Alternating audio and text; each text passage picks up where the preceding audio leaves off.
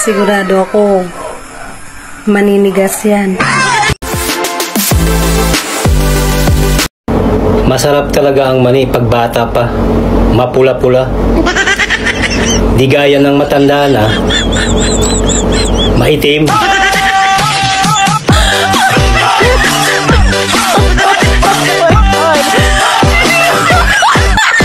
Hindi lahat ng pawis galing sa trabaho. Yung iba, galing sa kwarto.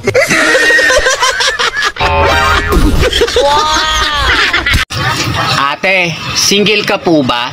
Oo, bakit? Mabaho siguro mani mo.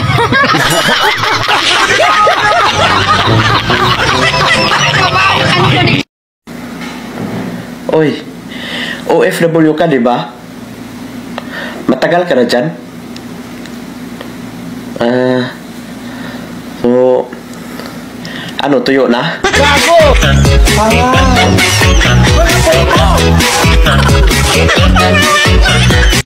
Labit nagbuntag sa'yo, onya maligo kas banyo, onya mulikliko nimo, dili pa ka makahuman o kaligo, ako human akoglo.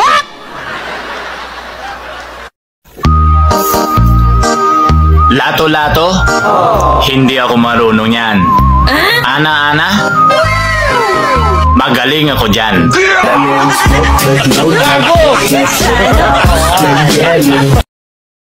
Na matapos na kami ang sabi niya. Pwede isa pa? Pag pinahawak mo sa akin yung ibon mo, sigurado ako, maninigas yan.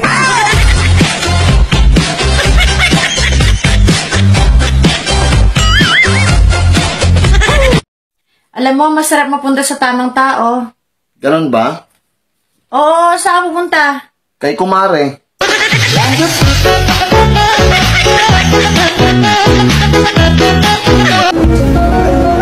Alam mo, nalakaya natin tuloy kasi parang nagigilty ako eh. Ano? Ba't ka nagigilty?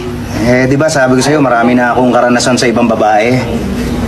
Nagsinungaling ako eh. Virgin pa ako. Yun lang ba?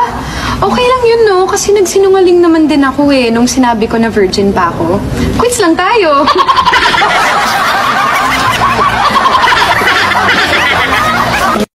Kapag pinagpalit ka, iyakan mo lang. Tapos okay na.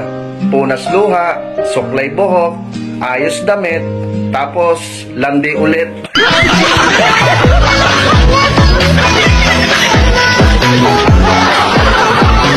May trabaho kayo ngayon, sir? Ano trabaho niyo, sir? Wala nga po akong trabaho ngayon kaya napilitan akong tumanggap ng labahan.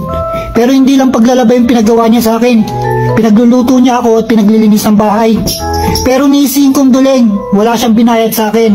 Sana po matulungan niyo ako, idol. Bakit